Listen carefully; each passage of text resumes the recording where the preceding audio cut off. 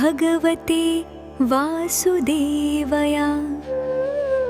વ્રજમાં વાસ કર્યો છે. આજે પણ તમે વ્રજમાં જો લીલી પરિક્રમા કરો તો તમને ભારતના જેટલાય તીર્થો છે એ બધા તીર્થો તમને વ્રજમાં મળે. ત્યાં બદ્રીનાથે છે, કેદારનાથે છે, રામેશ્વર પણ છે. જેણે લીલી પરિક્રમા કરી હશે એને ખ્યાલ હશે.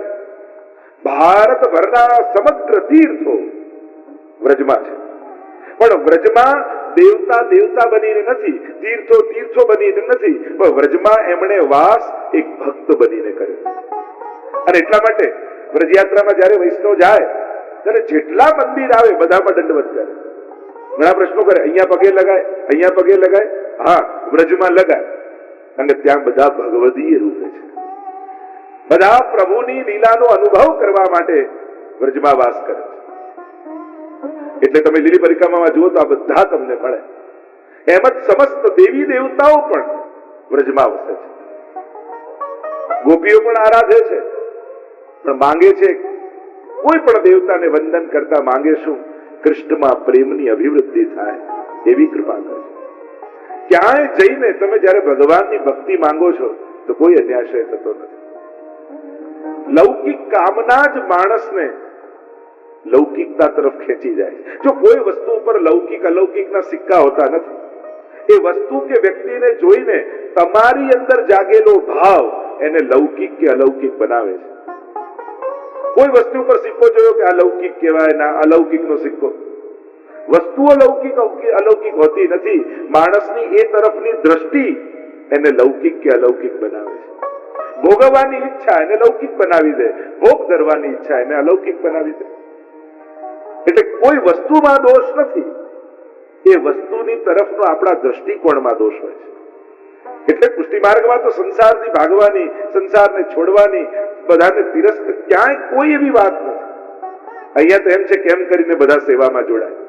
આ બધા દ્વારા ઠાકોરજીના વૈષ્ણવ છે અને ઠાકોરજી આ 5 વૈષ્ણવ મને પરિવારમાં આપ્યા છે.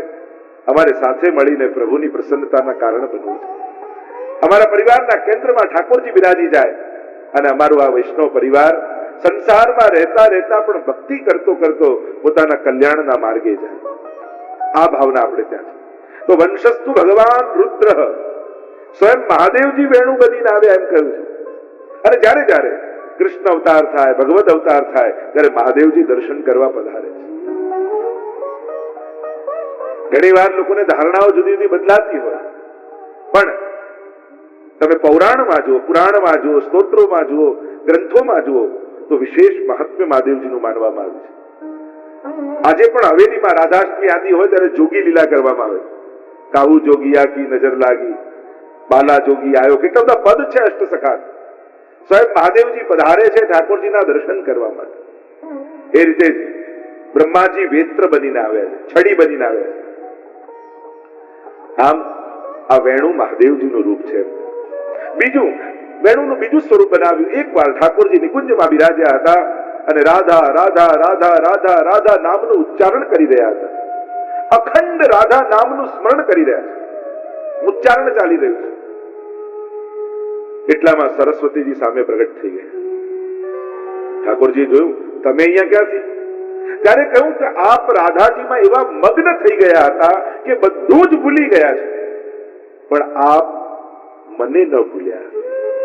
કેમ તને નહીં? આપની વાણીમાંથી શબ્દો નીકળી રહ્યા છે, એનો અર્થ એ થયો કે સરસ્વતીને આપ ભૂલ્યા નથી. અને પ્રભુ મારા પર તો વિશેષ કૃપા થઈ, બધાને આપ ભૂલ્યા, મને ન ભૂલ્યા. અને આ વસ્તુ પ્રભુને ગમી નહીં એટલે પ્રભુ મૌન થઈ ગયા અને મુખમાં રહેલી સરસ્વતી જડ બનીને ભૂતલ પર પડી. એ જ આ વેણુ છે. એવી પણ એક ગાથા કહેવાય છે. એને સરસ્વતીજીનું જડ સ્વરૂપ માનવામાં આવ્યું છે. ત્રીજું એક ભાવ જે મહાપ્રભુજી વેણુનો અર્થ બતાવ્યો, વશ્ચ ઈશ્ચ તવણુ. વેણુનું સ્વરૂપ શું, એની વ્યાખ્યા શું? કહ્યું વ એટલે વિષયાનંદ, અણ એટલે બ્રહ્માનંદ. વેણુ એટલે એવો આનંદ કૃષ્ણનો જેની આગળ વિષયાનંદ અને બ્રહ્માનંદ પણ અણુ જેવા થઈ જાય, એ જ વેણુ છે. આ વ્યાખ્યા મહાપ્રભુજી કરે છે. કારણ કે ભગવાનના ભગવત સ્વરૂપને વિતરણ કરવાનું માધ્યમ આ વેણુ બને છે. એટલે પ્રભુને આ વેણુ વિશેષ પ્રિય છે, કારણ એ પ્રસાદ લેતી નથી, એ મહાપ્રસાદ બનાવીને વાટે છે. જો વેણુની જેમ પ્રભુને પ્રિય થવું હોય તો વાટતા શીખો, માધ્યમ બનતા શીખો. કોઈ ઉત્તમ કર્મ, કોઈ ઉત્તમ કોઈ શ્રેષ્ઠતમ નિર્માણ થતું હોય, કોઈ ઉત્તમ પ્રયાસ થતો હોય, કોઈ ઉત્તમ સર્જન થતું હોય, યા કોઈ ઉત્તમ કાર્ય થતું હોય, એમાં નિમિત્ત બની જવું એ પણ બહુ મોટી વાત છે. એ પણ વેણુ જેવી સેવા છે. એટલે ઠાકોરજી બધાને છોડે છે પણ વેણુને મુકતા નથી, સદાય સાથે વેણુ રહે છે. તો એવો આનંદ જેને સ્વરૂપાનંદ કહીએ છીએ. દંડકારણ્યમાં જયારે રામચંદ્ર ભગવાન પધાર્યા, અનેક ઋષિઓ બિરાજમાન હતા અને ઋષિઓ મુક્તિ સુધીનો આનંદ અનુભવ કરી ચૂકેલા હતા, પણ ભગવાન રામને જોઈને હજી કોઈ આનંદ પામવાની ઈચ્છા જાગી. અને ત્યારે ઋષિઓ પૂછે છે કે પ્રભુ, અમે તો સાંભળ્યું છે કે મુક્તિનો આનંદ એ સર્વોચ્ચ આનંદ છે, અને મુક્તિ સુધીનો આનંદ અનુભવ કર્યા છતાં આપને જોઈ બીજો કયો આનંદ પામવાની ઈચ્છા જાગી રહી છે? ત્યારે ભગવાને કહ્યું, એ છે મારો સ્વરૂપાનંદ, કે જે વિષયાનંદ અને બ્રહ્માનંદ કરતા પણ શ્રેષ્ઠતમ છે. ભગવત સ્વરૂપનો આનંદ. પ્રભુ કૃપા કરીને અમને અનુભવ કરાવો. ત્યારે ભગવાને કહ્યું, જ્યારે કૃષ્ણ અવતાર થશે, પૂર્ણ સ્વરૂપે, પૂર્ણ પુરુષોત્તમ રૂપે હું આવીશ, ત્યારે તમે લોકો ગોપી બનીને આવજો. એટલે એ ઋષિઓ જે ગોપી બનીને આવ્યા એને ઋષિ રૂપા ગોપીજન કહેવાય. વેદની ઋચાઓએ પ્રભુના ગુણગાન ખૂબ કર્યા, મુક્તિ સુધીનો અનુભવ કરી લીધો, પણ સ્વરૂપાનંદને ન અનુભવી શકી. અને ત્યારે પ્રભુને વિનંતી કરી, ત્યારે પ્રભુએ કહ્યું કે હે વેદની શ્રુતિઓ, તમે પણ ગોપી બનીને આવજો. અને આ જે શ્રુતિઓ ગોપી બનીને આવી એને કહેવાય શ્રુતિ રૂપા ગોપીજન. તો બે પ્રકારના ગોપીજનો છે, ઋષિ રૂપા અને શ્રુતિ રૂપા. વિષયાનંદ, બ્રહ્માનંદ, અને આ બંને આનંદને જે અણુ જેવું બનાવી દે એનું નામ જ વેણુ છે. વેણુના અનેક પ્રકાર. સ્વયં ગોપીજનોએ આ વેણુ તરફ આંગળી ચીંધી. જો પ્રભુ જ્યારે વેણુનાદ કરે છે, અને એટલા માટે વેણુનાદ કરતા પ્રભુના બે ગીત બહુ પ્રસિદ્ધ છે. એક વેણુ ગીત, બીજો યુગલ ગીત. વેણુ ગીત પુનઃ યુગલ ગીત કી રસ બરખા બરખાઈ પ્રગટ ભય માર્ગ રીત દિખાઈ. બરહા પીડમ નટવર વપો કર્ણયો કર્ણિકારમ બિભ્રદ્વાસ કનક કપિશમ વૈજયંતિમ ચ માલામ રંદ્રાન વેણુ અધર સુદયા પૂરયન ગોપ વૃંદય. ઠાકોરજી વનમાં પધારે છે ત્યારે વેણુને અધર પર પધરાવીને વેણુના સ્વર ભરે છે. જો પ્રભુ જ્યારે વેણુ અધર પર લે ત્યારે સ્વામીજીના ભાવે વેણુ બિરાજે, એમના માટે બિરાજે, અને હાથમાં લે ત્યારે કુમારિકાના ભાવથી બિરાજે. એ જ વેણુ છે, પણ એના સ્વરૂપો બદલાય. જ્યારે હસ્તમાં જેમ અનેક સ્વરૂપો એવા છે, જેમ શ્રીનાથજી બાબા છે તો એમને હોઠ પર વેણુ નથી, હસ્ત પર આપીએ છીએ. એ રીતે મદન મોહનલાલજીનું સ્વરૂપ હોય ત્યારે વેણુ અધર પર પધરાવવામાં આવે છે. દરેકના જુદા જુદા ભાવ છે. આપણે ત્યાં શિંગારમાં, રાજભોગમાં, સંધ્યા આરતીમાં અને શયનમાં ઠાકોરજી વેણુ ધરે છે. એ દરેક વખતે ધરવાનો ભાવ જુદો જુદો છે. શિંગારમાં ઠાકોરજી જયારે વેણુ ધરે ત્યારે સ્વામીજી માટે વેણુને ધારણ કરે છે. એ સ્વામીજીનું સ્વરૂપ છે, એમને રસપાન કરાવે છે. ઠાકોરજી જયારે રાજભોગમાં વેણુને ધારણ કરે ત્યારે અગ્નિ કુમારિકાઓ માટે ઠાકોરજી વેણુ ધરે છે, એમના માટે વગાડે છે. ઠાકોરજી જયારે સંધ્યા આરતી સમયે વેણુનો નાદ કરે યા વેણુના સ્વર ભરે ત્યારે ગાયોને મોહિત કરતા હોય છે પ્રભુ. અનેક અનેક ભાવ એવા બતાવ્યા છે. જ્યારે શૃંગાર સમય સ્વામીજી માટે, રાજભોગ સમય ચંદ્રાવલીજી માટે, સંધ્યા આરતીમાં ગાયોને મોહિત કરવા માટે ઠાકોરજી વેણુનાદ કરતા કરતા આવે, અને શયનમાં વ્રજભક્તોની આરતીને દૂર કરવા માટે ઠાકોરજી વેણુ કરે. 7 છિદ્રો વેણુમાં માનવામાં આવે, 6 છિદ્ર ને એક મુખ પાસે. આ સાતેનો ભાવ, એ સાતે છિદ્રો દ્વારા જુદા જુદા સ્વર પ્રભુ પ્રગટ કરે. મુખ્ય છિદ્ર એ સ્વામીજી માટે છે. જ્યારે એમાંથી પ્રભુ સુધા પધરાવે, કારણ કે સુધા દાનનું માધ્યમ આ વેણુ છે. પ્રભુ પોતે બધા નથી પધારતા, પણ વેણુનો નાદ કરી એ નાદના પાત્રમાં પોતાની સુધા પધરાવી અને દરેકનો સુધા સંબંધ ઠાકોરજી કરે છે. એટલે જ કહ્યું વેણુ મધુરો. વેણુ તો જડ છે, વાંસનો ટુકડો છે, પછી એને મધુર, એને માધુરી યુક્ત કેમ કહી શકાય? મહાપ્રભુજી તો સુભદ્રીમાં સમજાવે છે કે વેણુ પોતે પાન કરતો નથી, નિમિત્ત બનીને કરાવડાવે છે. કહ્યું કે એ રસ કેમ લઈ શકે સુધાનો? એને તો જીવવા નથી, એ તો જડ છે. એ પુરુષ છે, એ સુધાપાન નથી કરી શકતો, એટલે નિમિત્ત બનીને સુધાને વહાવે છે.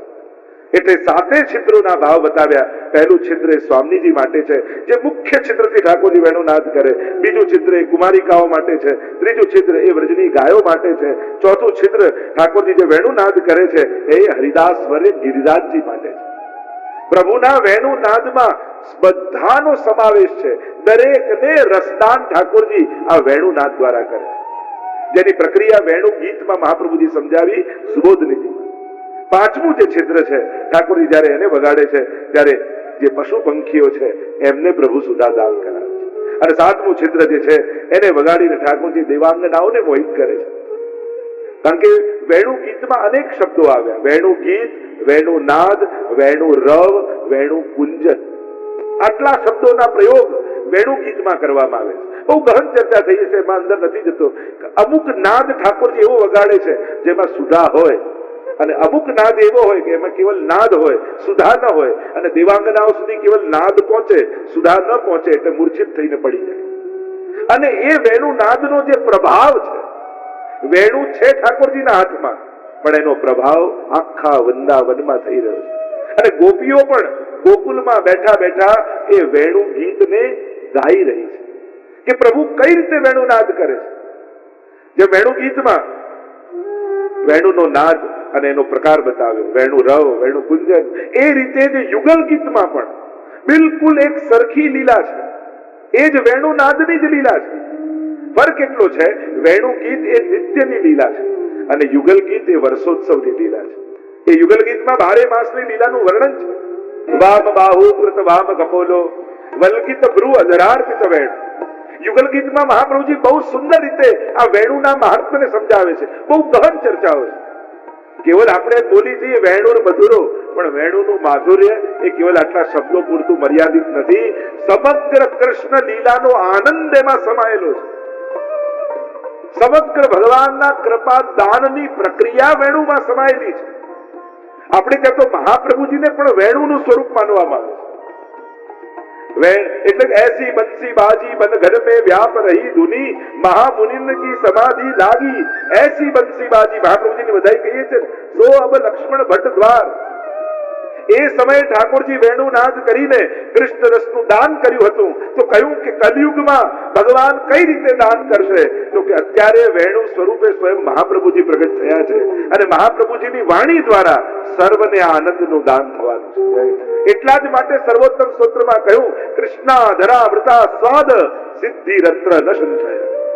સર્વોત્તમ સ્તોત્રનું ફળ શું બતાવ્યું? વિનિયોગો ભક્તિ યોગ પ્રતિબંધ વિનાશને કૃષ્ણા ધરામૃતા સ્વાદ. સાક્ષાત સર્વોત્તમ સ્તોત્રના પાઠ માત્રથી રાસમાં ગોપીઓને જે કૃષ્ણાધરામૃતનો આસ્વાદ મળ્યો, એ અત્યારે કલયુગમાં કેવલ સર્વોત્તમ સ્તોત્રના પાઠ માત્રથી મળી જાય છે. કારણ કે એ જ સુધા, એ જ વેણુ રૂપે શ્રી મહાપ્રભુજી પોતે પ્રગટ થયા છે.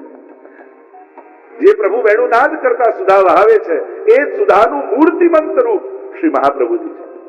અને આગળ સપ્તશ્લોકી આદિમાં ઘણી બધી ચર્ચાઓ એની છે.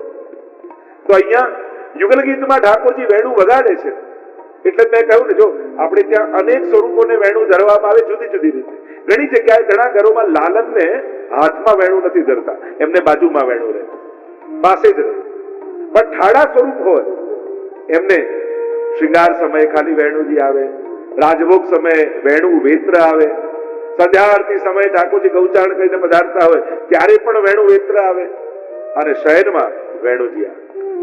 આમ 4 પ્રકાર, 4 ભાવથી, જુદા જુદા ભાવનાથી આ 4 સમયે વેણુનો વિશેષ મહાત્મ્ય આપણે ત્યાં માનવામાં આવે છે. અને એની ઘણી બધી ભાવનાઓ બતાવી. એમ જ અહીંયા યુગલ ગીતમાં ગોપીઓ વર્ણન કરે છે, વામ બાહુ કૃત વામ કપોલ.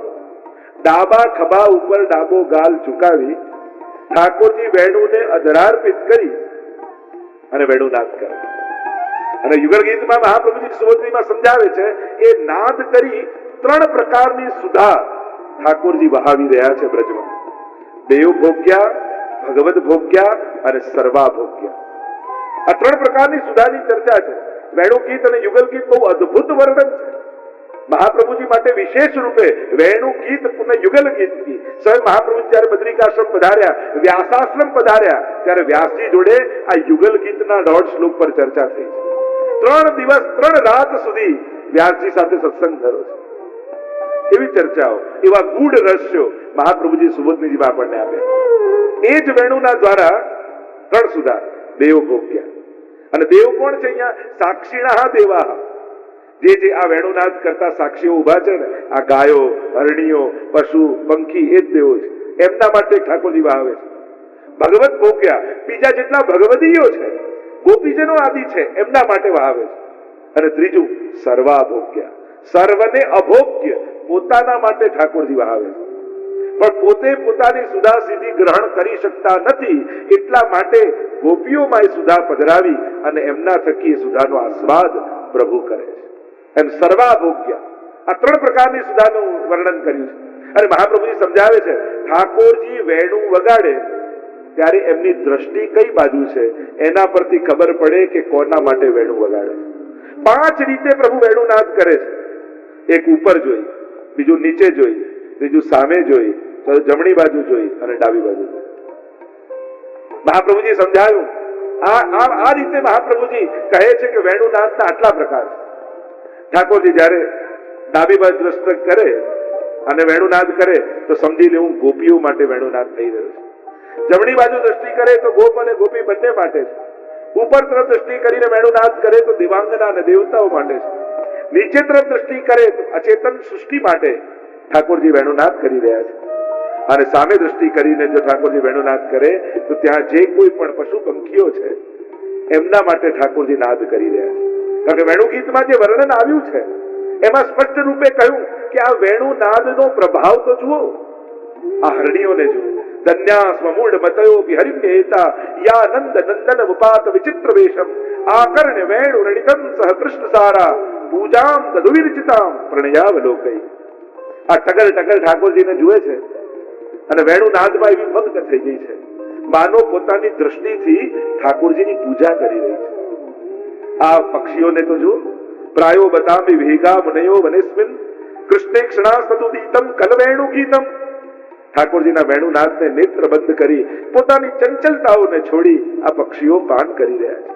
ગાવશ્ચ કૃષ્ણ મુખ નિર્ગત વેણુ ગીત પિયુષ મુક્ત ભીત કર્ણ પુટૈ પિબંત્ય. આ ગાયોને તો જુઓ, કાન ઊંચા કરી કરી કાનને દૂના બનાવી અને ભગવદ રસનું પાન કરી રહી છે. વાટકી ન બનાવી, દૂના બનાવે. વાટકીમાં આજે છાશ પીએ પછી ધોઈને દૂધ પી લઈએ. દૂના કોને કહેવાય? દોના. જેમાં એકવાર એક જ રસ પીવાય એને કહેવાય દોના. એકવાર પીને ફેંકી દેવાનું હોય. ગાયોએ નક્કી કર્યું આ કર્ણથી ભગવદ રસ પીધો છે, હવે સંસારનો રસ આનાથી નહીં પીએ. કર્ણ પુટૈ દૂના બનાવે. જે વેણુનો પ્રભાવ આખા બ્રજમાં વ્યાપે છે અને પ્રભુ હંમેશા એને પોતાની જોડે રાખે છે. એટલે સૌથી પહેલો વાંધો ગોપીઓ એ લીધો. ગોપ્ય કિમાચરદેયમ કુશલમ સ્વવેણુ દામોદરાધર સુદામ અપી ગોપિકાનામ ભુંક્તે સ્વયં યદ વસિષ્ઠ રસમ રુધિન્યો ઋષ્યત્વ ચોશ્રુ મુચુસ્તરવો યથારે. અરે વેણુ, તે એવું કયું તપ કર્યું છે? ઠાકોરજી સદા તને પોતાની સાથે રાખે છે. પોતાના પાપણના પંખા કરે, પોતાના અધરોના તકિયામાં પધરાવે, તારા ચરણ દબાવતા હોય એ રીતે છિદ્રોને ભરે. અને જ્યારે તું વાગે, ગોપીઓ જ્યારે ફરિયાદ કરે, એવું કયું ધર્મ તે કર્યો જેને અમે નથી જાણતા? શ્રુતિ અને વેદ તો અમે છે, ધર્મની જાણકારી તો અમને હોય. એવો કયો ધર્મ તે કર્યો જેનું વેદ હોવા છતાં અમે નથી જાણતા? અને વેણુ કહે, હું તો સદા પ્રભુની થઈને રહું છું અને હું પોતે પાન નથી કરતી, હું તો વહાવું છું, નિમિત્ત બનું છું. અને જ્યારે પ્રભુની વેણુ વાગે, ઠાકોરજી 3 સમયનો વેણુનાદ બહુ વિશેષ છે. સૌથી પહેલો રાસ સમય. ઠાકોરજી જ્યારે શરદની રાત્રિમાં ગોપીઓને બોલાવવા માટે વેણુના સ્વર ભરે છે. વેણુર મધુરો. વેણુમાંથી માધુર્ય પ્રગટ થાય. જો મધુરતા બહુ મહત્વની છે. વેણુની મહાત્મ્ય તો જાણીએ, કેવલ મહાત્મ્યની ચર્ચા નથી, માધુર્યની ચર્ચા છે. વેણુએ કેવા તપ કર્યા અને પ્રભુ એને વશ થયા એ તો મહાત્મ્ય, પણ વેણુ પોતે નિમિત્ત બની કૃષ્ણ રસને વહાવે એનું માધુર્ય છે. જ્યારે ઠાકોરજીએ વેણુનાદ કર્યો ને આખા વ્રજમાં વેણુના સ્વર વ્યાપ્યા થઈ ગયા. કારણ કે નિશમ્ય ગીતમ તદનંગ વર્ધનમ. સુખદેવજી ने शब्द का प्रयोग किया. गीतम नाद નથી, ગીત છે. નાદમાં શબ્દો ન હોય, અવાજ. पर गीत में तो स्पष्ट शब्दों हो। सुखदेव जी ने शब्द का प्रयोग किया है निशम्य गीतम। मानो हरेक गोपी को ये लगा कि हमारा नाम ले लेकर परमात्मा हमको बुला रहे हैं, अरे बधी घर बार छोड़ी ने भागी। एवी कथा कहता कि पूरा ऋषि एम कोई महात्मा कथा कही रहा था कि रात्रिना समय ठाकुरजी वेणु नाद कर्यो અને બધી ગોપીઓ ઘરબાર છોડીને વનમાં પ્રભુ પાસે આવી ગઈ અને કથા પૂરી થઈ એટલે બધા પહોંચી ગયા મહાત્મા પાસે। કેવા લાગે પ્રેક્ટિકલ વિચાર કરો, આવું કઈ પોસિબલ થાય? અડધી રાતના કોઈ જંગલમાં વેણુ વગાડે, લોકો ઘરબાર છોડીને જંગલમાં જતા રહે, પ્રેક્ટિકલી પોસિબલ છે? ત્યારે મહાત્માએ કહ્યું, આ તો રાતની કથા છે, જંગલની કથા છે, જંગલમાં મારો આશ્રમ છે, બધા આવજો રાતના, જવાબ આપીશ। અડધી રાતના આખું ગામ પહોંચી ગયું, જવાબ આપો। આવું કઈ સંભવ થાય કે અડધી રાતના કોઈ વેણુ વગાડે લોકો ઘરબાર છોડી અને વનમાં જતા રહે? ત્યારે મહાત્માએ કહ્યું કે વેણુ સાંભળીને ઘરબાર છોડી વનમાં જાય એ તો પછીની વાત, પણ એ કથામાં તમને એટલો રસ આવ્યો કે અડધી રાતના ઘર છોડીને વનમાં આવી ગયા, તો જેણે વેણુ સાંભળી હોય એ છોડે, એમાં શું આશ્ચર્ય? તમને ખાલી એક કથા સાંભળવામાં એટલો રસ આવ્યો, તો જેણે વેણુ સાંભળી હશે એની જે દશા થાય એનું વર્ણન કોણ કરી શકે? તો રાસ સમયે પ્રભુએ વગાડેલી વેણુ અને એ સાંભળીને દેહ ભાન ભૂલાયું અને ગોપીઓ દોડીને ગઈ। વેણુર મધુરો। બીજું, ગૌચારણમાં જ્યારે વનમાં ઠાકોરજી પધારે છે ત્યારે વગાડેલી ઠાકોરજીની વેણુ એ સમસ્ત વૃંદાવનને ભગવદ રસમય બનાવી દે છે। વેણુર મધુરો। અને એમાં ગોપીઓ, સખાઓ, ગાયો, હરણીઓ, પક્ષીઓ, નદીઓ, પર્વતો બધાને મોહિત કરે, બધાને પ્રભાવિત કરે। અને ત્રીજું પ્રભુનો વેણુનાદ જ્યારે આવનીનો સમય હોય, ગાયોના વૃંદને લઈ અને ઠાકોરજી જ્યારે ગોકુલ પાછા પધારતા હોય અને ત્યારે પોતાના જ્યારે સ્વર ભરે ત્યારે આખા દિવસનો તાપ ગોપીઓનો શાંત થઈ જાય। ચારે બાજુ ગાયોથી ઘેરાયેલા પરમાત્મા ખુર્રજ ઉડતી હોય, યો યો કરતા ગાયોને ચરાવતા ચરાવતા પ્રભુ ક્યારેક પોતાના વેત્રને ફેરવતા જાય અને ક્યારેક કબરમાં બાંધેલી વેણુને કાઢે, અધર પર પધરાવે ને વેણુના સ્વર ભરે। અને જ્યારે વેણુના સ્વર ભરે ત્યારે એ સ્વર ગોકુલમાં જાય અને આખા દિવસનો તાપ ગોપીઓનો એ વેણુ સાંભળીને શાંત થઈ જાય। વેણુર મધુરો। અનેક અનેક એવી લીલાઓ છે જેમાં વેણુનું મહાત્મ્ય છે। વેણુ એક પ્રકારનું આમંત્રણ છે, વેણુ એક પ્રકારનું દાન છે, વેણુ એક પ્રકારે વિરામ છે, વેણુ એક પ્રકારે ભક્તનો વિશ્રામ છે। અનેક અનેક પ્રકારથી વેણુના મહાત્મ્ય અને એની રસાત્મક ગાથાઓને ગવાય છે। અને જ્યારે જ્યારે પ્રભુના વેણુના સ્વર વાગે છે ત્યારે ભક્તોની અંદર અલૌકિક ભાવનું ઉદ્દીપન થાય છે। નિશમ્ય ગીતમ તદ અનંગ વર્ધન। કૃષ્ણને મળવાની આકાંક્ષા જાગૃત થઈ જાય છે। જો એટલે જ આપણે ત્યાં ઠાકોરજી એ જ હોય, પણ આરતીનો સમય છે, ચલો દર્શન કરવા ચાલો, આરતીનો સમય છે, દર્શન કરવા ચાલો, એમ આરતીનું મહાત્મ્ય એ પણ ભક્તિ માર્ગમાં, આ તો પ્રેમનો માર્ગ છે, આ કઈ કેવલ પૂજાનો માર્ગ નથી કે એમાં પૂજનનું ફળ મળતું હોય, પણ એ આરતી સમયે ઠાકોરજીએ વેણુ લીધી હોય છે અને એ વેણુ